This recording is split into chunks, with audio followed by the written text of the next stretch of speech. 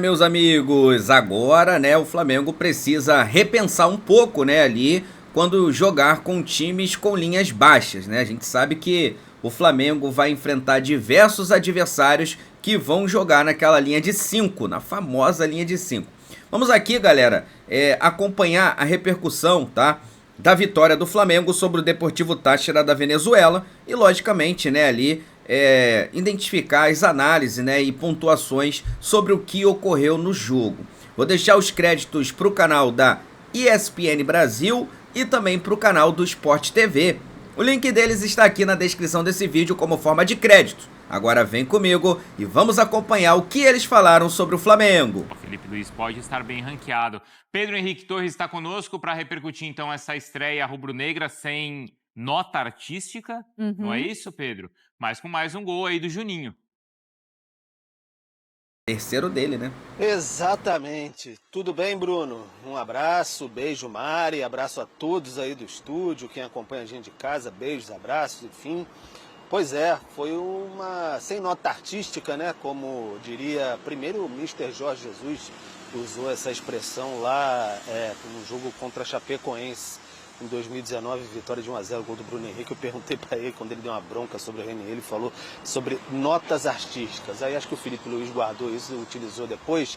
Então o Flamengo não teve nota artística nessa vitória sobre o Deportivo Táchira ontem na Venezuela. Então, mas foi uma boa vitória, um placar muito bom, porque o Flamengo nos dois últimos anos não tinha conseguido estrear com vitória na Libertadores. A última estreia com vitória em 2022 contra o Sporting Cristal no Peru, 2-1. E também não vencia na Libertadores fora de casa há 9 jogos, 5 derrotas e 4 empates. A última vitória fora de casa na Libertadores é aquele 4-0 sobre o Vélez em 31 de agosto de 2022, aquele baile na semifinal da competição. Então dá para dizer que foi uma vitória bacana nesse sentido aí, começar bem, enfim, teve empate no outro confronto do grupo, LDU e Central Córdoba. O Flamengo já sai na liderança, fica mais tranquilo até para o jogo da próxima semana contra o Central Córdoba no Maracanã. Muitos desfalques, é fato, a gente veio falando sobre isso contribui também. Não teve ali Wesley, Plata, Gerson, enfim, Arrascaeta também, Danilo, enfim, muitos jogadores que devem retornar, pelo menos a maioria deles, 4 deles, só o Danilo que não, no jogo do fim de semana contra o Vitória no Campeonato Brasileiro. E foi gol de quem? Gol do Juninho Karabag, que veio lá do Azerbaijão, cada vez se firmando melhor no Flamengo, fazendo gols importantes, fez na final do Carioca, fez agora também. Então a gente ouve agora o Mister Felipe Luiz falando, admitindo que a vitória foi bem boa, mas não foi uma atuação tão exuberante assim. E o Juninho comemorando mais um gol importante e decisivo pelo Flamengo. A logística também, o Felipe Luiz chegou a falar sobre isso, também foi contabilizada ali, foi contextualizada pelo treinador nessa apresentação não muito boa do Flamengo. O Flamengo saiu ali, ele contou como 10 horas da manhã que o pessoal saiu do CT rubro-negro, pegou o voo meio-dia, escala em Manaus e aí depois para San Cristóbal na Venezuela, chegou lá 21 horas, horário de Brasília. Então foi bem complicado mesmo essa viagem do Flamengo. Aí hoje sai, volta para Manaus e aí no fim da tarde deve chegar ali em Salvador, porque não para não, continua. E aí Gerson, Arrascaeta, Plata e Wesley vão se encontrar com a delegação já na capital baiana para esse jogo de domingo, 18h30, contra o Vitória pelo Brasileiro. Agora não tem mais fôlego não. Bruno, Mari? Pique da remada agora, Mariana. E assim, se a gente fizer as contas com o Flamengo desde a estreia do Felipe Luiz com o time principal, o pique da remada tá num ritmo cardíaco, né, Bruno? Você gosta de ler o batimento? Zona 4, quase 5. Isso. Tendo nada, 29 jogos oficiais com 20 vitórias, 8 empates e 1 derrota, 78,2% de aproveitamento. Olha a média de gols marcados e gols sofridos. E, claro, os 3 títulos na conta. E chama atenção essa coisa de não vencer fora de casa, né, na Libertadores, né? Era muito tempo, eu não tinha essa noção realmente. 9, não é? 9 jogos. Lá do Vélez, olha que loucura, né? Porque vinha naquelas correções de rota até em Libertadores, como a gente comentou ontem. Sim. Então, assim, a vitória tem... É isso que dá para aproveitar da vitória? É o resultado e não o desempenho, Jailson? Não, tem dois caras que eu queria falar em relação à vitória, mas foi o que eu já falei. Para mim, Libertadores, qualquer competição sul-americana, seja Libertadores ou a própria sul-americana, você pontuar fora de casa é muito importante, principalmente ali na fase de grupos, que é a conta que a gente sempre faz, né? Você ganha os 3 jogos em casa, você vai precisar ali de fazer uma pontuação em um jogo fora de casa para pelo menos você conseguir a classificação. Então, você ganhar fora de casa é muito importante. Tinha essas correções de rota, mas eu queria falar sobre 2, cara. O Varela e o Pulgar. Eles fizeram um bom jogo. O Varela, que em determinado momento... Os 2 melhores. Virou ali até um motivo de piada por parte ali da torcida, porque o Varela não conseguia fazer bons jogos, mesmo com a camisa do Flamengo. E até houve uma brincadeira quando o Varela começou ali a jogar na lateral esquerda em determinado momento que os jogadores estavam machucados. Falei, ué, ele é lateral esquerdo, porque ele está jogando melhor na lateral esquerda do que tudo que ele já tentou apresentar na lateral direita. E ontem ele jogou na lateral direita e novamente foi muito bem. E o Pulgar, sem palavras, assim, o Pulgar, para mim, ele, com o Felipe Luiz, se estabeleceu ainda mais no meio-campo do Flamengo. E ontem, e aí com a ausência nos últimos 2 jogos de um meia de criação, que é o que a gente está vendo, acho que fica ainda mais nítido a importância do Pulgar com a bola no pé. Ele ali com o Léo Ortiz, na parte de defesa, são os caras que estão conseguindo ali quebrar os adversários com passes ali para frente, para justamente fazer a organização de ataque do Flamengo. O jogo, a análise passa pelas ausências também, Marra? Passa. E passa pelas mexidas. A gente pode falar que é coincidência, né? Porque 1 minuto depois das mexidas sai o gol, mas não é só coincidência, né? Porque mexe na posição do Bruno Henrique e o Bruno Henrique participa do lance do gol. O Bruno Henrique seria o Juninho. Estaria lá na área. Mas ninguém faria o que o Bruno Henrique fez pro Juninho. A assistência, né? A característica do Bruno de jogar por ali, né? Só somando as mudanças, Mar, o passe que o Alexandro dá pro Cebolinha, nas costas da defesa do Tátira, que o Ayrton Lucas também não estava conseguindo fazer. E o Alan pressionando mais alto. Acho que a gente tem que falar, se você destacou, né, Jailson, lados positivos, eu esperava de novo mais do De La Cruz, né? Sim. Já caiu no ar? Caiu no ar. Respira fundo. Sério? Mas tá assim? Não, então, eu acho...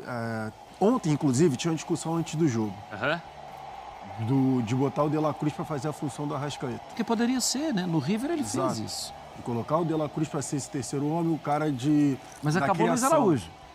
Acabou o Luiz Araújo. Sim, de ser o cara da criação. Mas o De La Cruz já teve que fazer essa função no Flamengo e não foi bem.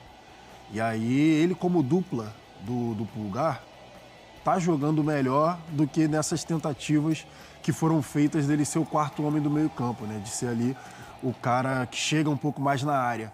Mas ele ainda já melhorou fisicamente, já está conseguindo entregar um pouco mais tecnicamente, mas ainda não chegou perto do De La Cruz. E no lance do gol, Jailson, rapidamente estava falando, estava repassando ali, 5 jogadores participaram mais ativamente, 3 que entraram. Sim, foi na foi hora. o Alan Alexandre. Exatamente. Cebolinha, Bruno e o Juninho. Eu queria fazer uma pergunta para o Pedro, mas antes só uma coisa. O Felipe justificou a questão do desempenho por conta da viagem. A viagem foi longa. O Pedro ontem mesmo estava destacando, né, a logística toda, e não é fácil. A gente avaliou isso. Mas também as mudanças na equipe. Quando a gente fala que o Flamengo tem o melhor elenco do Brasil, ele não deveria passar por cima disso? Não deveria sentir tanto as ausências? Eu vou repetir o que eu já falei não nos últimos anos, porque eu estou aqui tem 6 meses, mas assim, conversas informais, né? Desde 2023, eu acho, que rola esse papo de melhor elenco. Em diversos momentos, o Flamengo teve que recorrer à garotada da base. É verdade. Por exemplo, lá em 2022, 2021, o João Gomes surge por conta disso. Aí você bota o Lohan no passado, tendo que agora voltou para o Sub-20, né, que quase foi negociado, tendo que resolver. Ontem mesmo o Alacian entrando no ataque. O próprio zagueiro, se eu não estou enganado, acho que era João Vitor o nome dele. Enfim, posso ter errado. Um monte de Matheus que apareceu. Matheus Gonçalves, o Matheus França, enfim.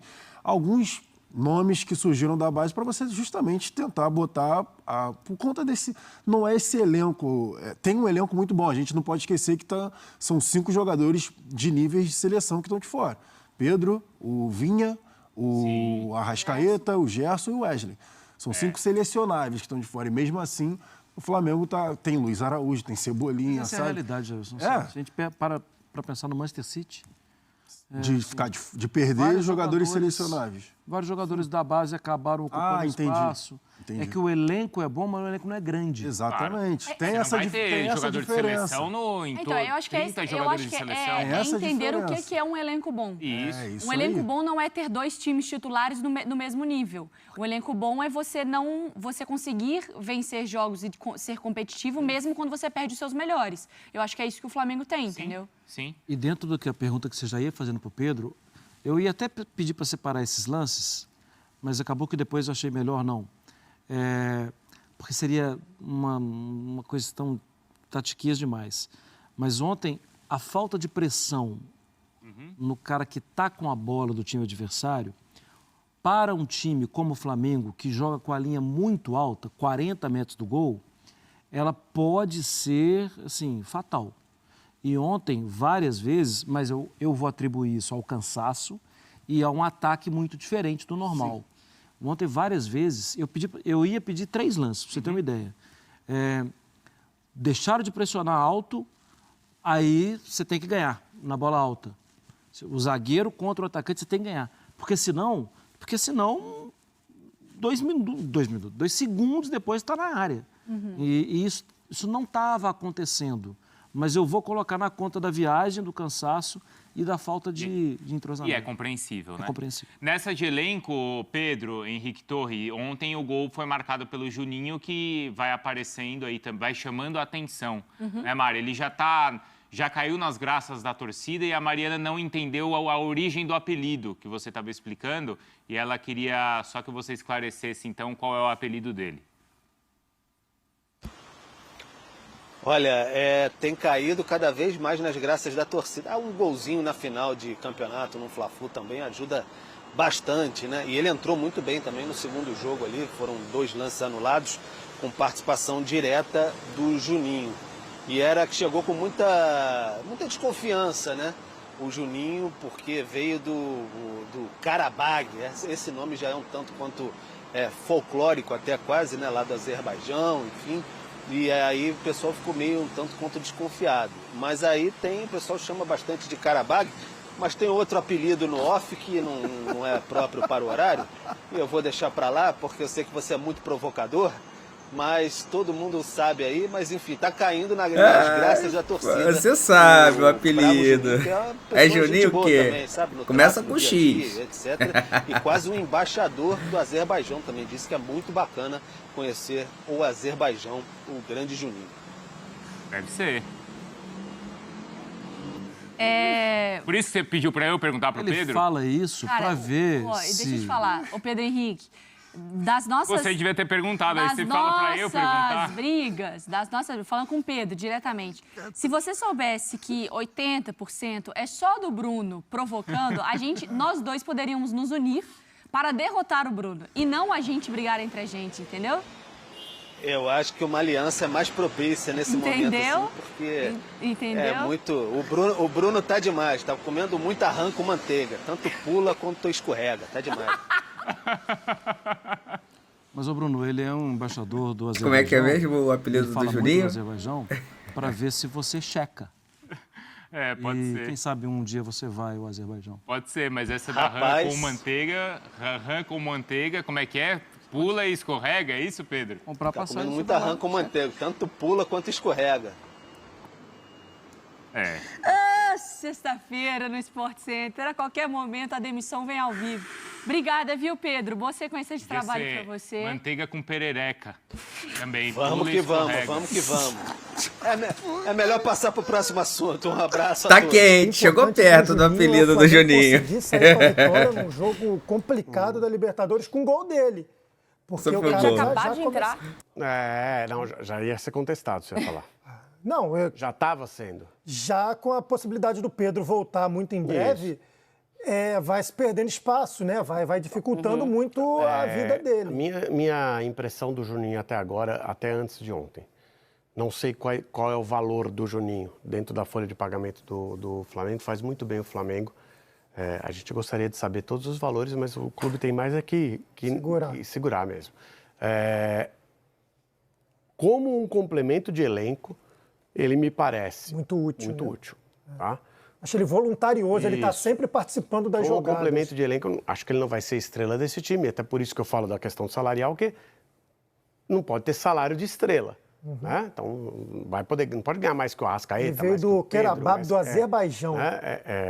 Tem que ter o salário compatível com a posição dele dentro do elenco, que é de complemento, um bom reserva, entrou ontem e mudou a maneira do Flamengo de jogar. Acho que foi interessante, foi isso que o Flamengo estava com 4 jogadores, 4 atacantes, mas 4 atacantes até com características parecidas, né? Se você for pensar, o Everton, Michael, Luiz Araújo são pontinhas, né? Esse é o jogador que pega a bola pelo lado do campo e vai para dentro. E o Flamengo não tinha. Bruno Henrique era improvisado e o Bruno Henrique, nas vezes que fez isso, improvisado como centroavante, foi bem. É um jogador que pode jogar em qualquer posição, mas ontem estava tendo dificuldade. E aí muda um pouco a característica. Você tira o Bruno Henrique para se movimentar um pouquinho mais e entra com o Juninho. Outras substituições que foram feitas também, que deram mais sustentação ao meio, a lateral, a entrada do Alexandro, o Alan também, acho que fizeram com que o Flamengo conseguisse chegar ao final da partida vencedor, não com domínio. Porque as grandes oportunidades do Táchira foram no finalzinho do jogo. Né? Exatamente. Vocês repararam que na hora daquele último lance ali que a bola passa do lado, o Edson Mauro já estava gritando, bingo, não, vai pra fora, a gente viu no VT ali. Até ele já estava dando que era gol, que o Rossi estava gelado. Então, o Flamengo, então foi um jogo abaixo do que se esperava do Flamengo, principalmente em relação ao adversário frágil, de um país que não tem tradição de Libertadores, então se esperava mais, mas ok. Aí aquilo que a gente falou no começo do programa. Calma, não dá para ser campeão na primeira rodada da Libertadores, não dá para ser campeão brasileiro na primeira rodada do Campeonato Brasileiro, não dá para encantar em todos os jogos, ainda que o time seja um time montado para jogar um futebol ofensivo e um futebol que se desenvolva bem. Vai acontecer de encontrar dificuldades, equipes mais fechadas, uma noite que não é tão não é tão boa. O caso de ontem. Vários desfalques. E o Felipe Luiz falou, inclusive, depois do jogo também, da situação da mudança, né? Ele não tinha visto ainda o Táchira jogar desse jeito que jogou ontem. Reforçando muito a marcação. Já fico surpreso que tenha visto o Táchira jogar. Não o Felipe Luiz. Felipe Luiz eu sei que é estudioso, mas não é muito fácil. Não é muito fácil, né? Eu quero um estudo amplo sobre o Deportivo Táchira. O amplo eu vou ficar devendo. Com certeza ele fez. Não, mas o amplo eu vou ficar devendo. Vamos fazer um estudo aí das últimas 3 partidas.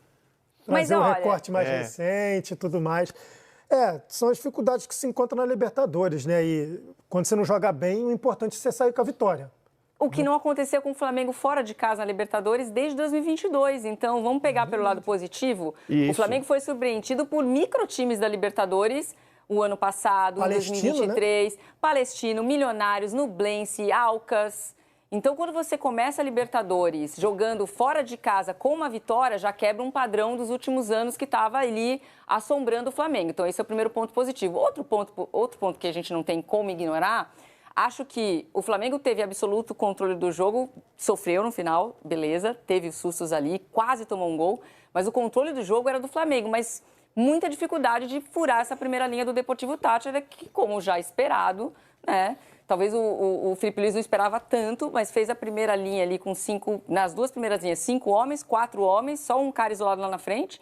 Então, totalmente travado. Então, o Flamengo tocava muito a bola e tinha dificuldade de finalizar, né? Tinha dificuldade. E fez muita falta o Gerson. Então, não tem como a gente fazer uma análise dessa estreia da Libertadores do Flamengo ignorando, por mais que o Deportivo Táchira seja uma equipe muito mais frágil e tecnicamente infinitamente inferior ao Flamengo, o Flamengo não tinha Wesley, não tinha Gerson, não tinha Arrascaeta, o De La Cruz não foi esse cara de ajudar na armação, o Luiz Araújo, eu não sabia direito explicar o posicionamento do Luiz Araújo. Assim, a gente sabe que tem 4 pontas, né? 4 pontas de origem, 3 pontas esquerdos, e ali na distribuição, te juro, Lofredo, eu ficava com dificuldade de entender, porque eles rodavam bastante, mas o Luiz Araújo mesmo, eu achei que ele ficou meio solto ali, né? Mas o Flamengo não estava com o time titular dele, então estava com dificuldade, né? Inclusive, o lado direito é o mais forte, né? E o cara responsável pelas criações, até mais responsável que o Arrascaeta, é até o próprio Gerson. e faz uma falta absurda. Então, vamos colocar aí que é difícil você estrear na Libertadores fora de casa sem esses jogadores todos? Sim, ainda temos que... Tem que botar que o Alexandro começou no banco, né? O Ayrton Lucas começou no time titular. Você tem o Danilo, que não sei se também vai ser titular, se vai... Não, o Danilo é reserva da zaga. Vamos avaliar. O elenco do Flamengo eu acho bom para os padrões do futebol brasileiro. Um dos melhores. Mas não é, assim, não se consegue resolver todos os problemas. Acho que falta um zagueiro. Você tem a dupla de zaga, que é uma dupla de zaga boa. Boa demais. O zagueiro seria o Danilo. Zagueiro? Parece não ter condição física, está com dificuldade de se firmar. Acho que as laterais do Flamengo está muito bem servido, de uma maneira que outros times no Brasil não têm, dois laterais esquerdos e dois laterais direitos. Bom, o Flamengo tem 3, né? Porque ainda tem o Vinha, que está machucado. Sim. Então o Flamengo tem além de 2. Então, só que quando você começa a perder peça, a zaga não deu problema ainda, porque a dupla de zaga está firme ali. A hora que tiver problema, vai ter que solucionar com um menino formado na base. O Léo Pereira assustou no último sábado contra o Inter, que teve um choque joelho com joelho. Então, assim... Que deu uma assustada. Já é um problema de elenco. No meio de campo, é difícil substituir, mas é difícil substituir o Gerson e o Arrascaeta. Isso vai ser difícil para qualquer time no Brasil. O Flamengo tem as peças para colocar lá. Se essas peças estão rendendo, não estão rendendo da maneira que se espera. De La Cruz ainda está muito aquém daquele jogador que o Flamengo contratou, né? O imaginário ali, o que tinha de dados e tudo mais. E no ataque, quando voltar o Pedro, aí é um número de opções em relação à qualidade, que nenhum time no Brasil tem. Eu ainda acho que o Pedro vai demorar um pouquinho mais do que a gente imagina, né? Sim. Enquanto isso, tem que ter tempo para o Juninho aí desenvolver.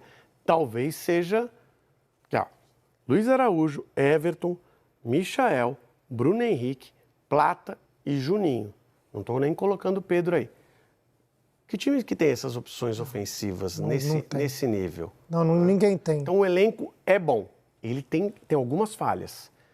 Que quando o time fica desfalcado, principalmente de dois jogadores como Gerson e Arrascaeta, o Felipe Luiz fica com poucas opções no banco de reservas para poder mexer no time e acaba tendo que criar. Ontem o que foi feito no ataque do Flamengo foi uma criação. 4 jogadores que têm características muito semelhantes. E 3 que jogam no mesmo setor. E eles tiveram que se encontrar ali e não deu muito certo. Nessa de se arrumar, vai para cá, vai para lá, você vem para cá. Quando botou o jogador da posição, foi rapidamente respondido dentro de campo, né? Acho que foi 1 minuto depois, né? 1 minuto. Foi exatamente 1 minuto depois. Primeiro toque na bola já foi de peito. E um gol. Tem uma outra coisa que o Felipe Luiz fala na coletiva, que assim, a gente está analisando o lado ruim, o lado bom, que não foi talvez um dos piores jogos, né? Piores exibições aí no comando do Felipe Luiz, mas claro, não era o time titular, se esperava mais porque era um adversário frágil. Mas o Felipe Luiz falou o seguinte: olha, foi muito importante para alguns jogadores individualmente, que eu precisava dar minutos, que eu precisava que esses jogadores tivessem ritmo e eles recuperassem a confiança. Então, um desses caras, ele devia estar falando do Juninho também, que ele não pode perder o Juninho como opção. Então, ele fez essa análise também individual. Talvez a exibição realmente não tenha sido maravilhosa. Talvez não, né? Não foi maravilhosa, mas qual é o lado positivo disso? E outra, Libertadores é difícil, concordo com o Felipe Luiz, não tem jogo fácil. Time campeão que ganha jogando mal, time que quer ser campeão, né? Perdão. Time que quer ser campeão também faz parte num campeonato duro, como é a Libertadores, ganhar jogando mal. Olha que beleza. Né? Imagine quando estiver jogando bem. E esse é o mal do Flamengo, né? Ganhou jogando mal. Não, esse é o mal. Eu jogando mal do Flamengo. Olha o Bahia, que jogou bem e empatou. O jogando mal do Flamengo, se você olha o jogo e olha o jogo de outros times no Brasil, você fala assim, se esse é o mal do Flamengo, o que é que esse time joga? Faz o comparativo com outros times do Brasil. Se a gente tá falando que esse é o reserva do Flamengo, você imagina o reserva contra o titular. Esse é o jogo ruim do Flamengo. Aí você olha outros jogos, a gente vai ver nesse final de semana, vai ver alguns times e você fala assim, não. E aí você vai falar assim, nossa, esse time é candidato ao rebaixamento. Não é. Candidato ao meio de tabela do Campeonato Brasileiro. Então, assim, o Flamengo está num outro nível, mas o nível de exigência do torcedor do Flamengo é outro também. Não vou falar quais, mas passaram alguns times na minha cabeça enquanto o Lofredo falava isso aqui. Bom, e o Felipe Luiz falou sobre essas dificuldades do Flamengo ontem e valorizou o espírito competitivo do Flamengo. São diferenças aí que a gente vê do Flamengo para alguns outros, né? Jogar bem ganha, jogar mal ganha.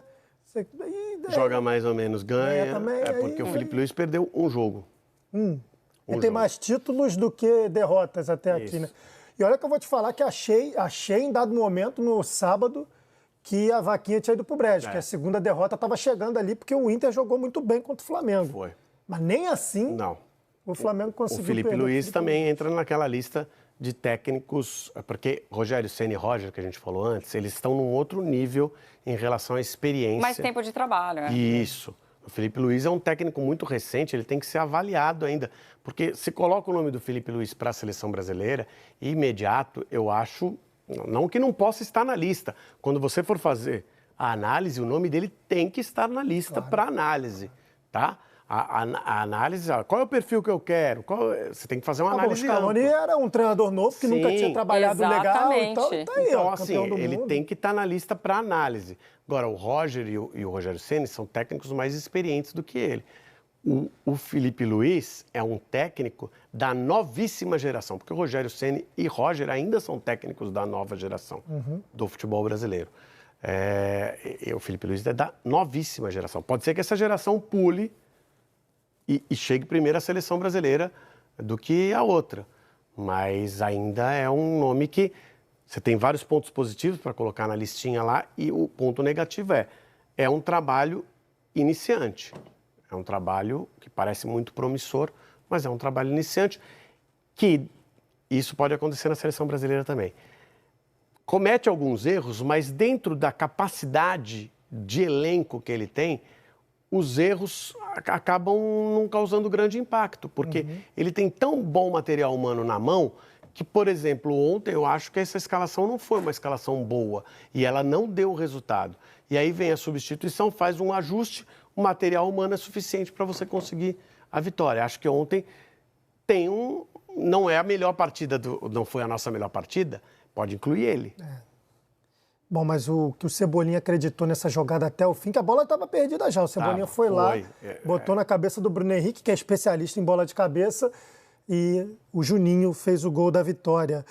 Bom, e uma notícia que envolve o Flamengo e envolve o Vasco também, é por conta de toda essa situação que temos em relação ao clássico Vasco-Flamengo no Campeonato Brasileiro. O Vasco estava pleiteando mandar o jogo em São Januário, porque o Maracanã não estará apto para receber a partida, mas o BEP, né, que é um órgão da Polícia Militar, né, em policiamento de estádios, exatamente, ele informou, né, vetou, recusou os argumentos do Vasco para que esse jogo ocorresse em São Januário. E tá aí a nota para você, tá lá no GE. Globo também, que a assessoria de imprensa da SEPM, informa que o comando do Batalhão Especializado em Policiamentos de Estádio, BEP, se opôs ao pedido do Clube de Regatas Vasco da Gama para que o próximo clássico entre Vasco e Flamengo, previsto para o dia 19 de abril, fosse realizado no estádio de São Januário. A decisão se deu com base nas análises estratégicas da unidade que apontam riscos à segurança no perímetro e no interior da praça esportiva em jogos dessa natureza. Bom, são análises que a gente não sabe como veja só, são feitas, o que é um conhecendo estudo, São Januário, não conheço tão amplamente, fui várias vezes a trabalho, fui a passeio algumas vezes também. Eu acho difícil fazer um clássico ali, mas é direito do Vasco pleitear. Um clássico com o Flamengo, principalmente, que tem um risco maior, a gente sabe, na questão das torcidas. A última imagem que nós temos é aquela confusão lá em São Januário, que o torcedor jogou Copa, a polícia começou a dar tiro de bala. Tem vários momentos, várias situações em São Januário que são confusas, né? É um estádio que tem algumas dificuldades de circulação no entorno, enfim, mas é direito do Vasco pleitear o clássico lá. É um estádio de 1927, é normal ter dificuldade em 2025. E ele pode apresentar um plano, e aí acho que poderia apresentar um plano de nesse caso, eu acho que deveria ser torcida única. E aí o Vasco deveria aceitar torcida única no jogo da volta do Flamengo. Se fizesse um acordo assim, eu não veria o menor problema. O argumento do Vasco é que ele é meio ruim, porque o Vasco diz que faz 3 jogos dele que deveriam ser em casa, em campo neutro, contra Fluminense, Botafogo e Flamengo, né? O que não deixa de ser verdade. Mas o Vasco, quando tem o mando de campo, quer mandar em Brasília também, então é campo neutro. Aliás, esse jogo, então, acaba sendo uma boa oportunidade para o Vasco mandar em Brasília, já que não pode em São Januário, manda em Brasília, né? Aí já que é campo neutro mesmo, aproveita para ganhar o dinheiro. Não vai ganhar dinheiro no jogo que você vai ter a sua torcida contra um adversário, fazendo pressão contra o adversário, no caso, por exemplo, Palmeiras, né? Uhum. E o outro que o Vasco está mandando fora é o Botafogo.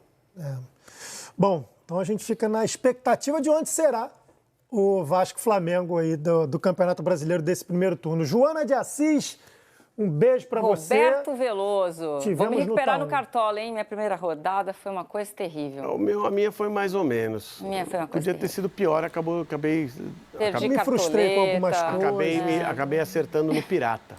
Meus amigos, vou falar pra vocês, hein? O Flamengo não teve folga, não. História de folguinha, nananina não. Tá aí, ó, jogadores, né? Eles vão direto pra Salvador, tá? E os jogadores que ficaram no Rio de Janeiro fazendo tratamento vão viajar também para se encontrar, né, com a delegação lá na capital, tá, baiana. Tá ali, ó, reforços do Flamengo em próximo jogo do Brasileirão viajam nesta sexta-feira e se juntam à delegação, tá? Então, os jogadores do Flamengo, olha lá, Arrascaeta, Gerson, Wesley e Gonzalo Plata, que não viajaram, né, para Venezuela, vão estar viajando para Salvador, né, para Bahia, para se encontrar com a delegação, onde o Flamengo enfrentará o Vitória pelo Campeonato Brasileiro, tá? Segunda rodada aí do Brasileirão, beleza?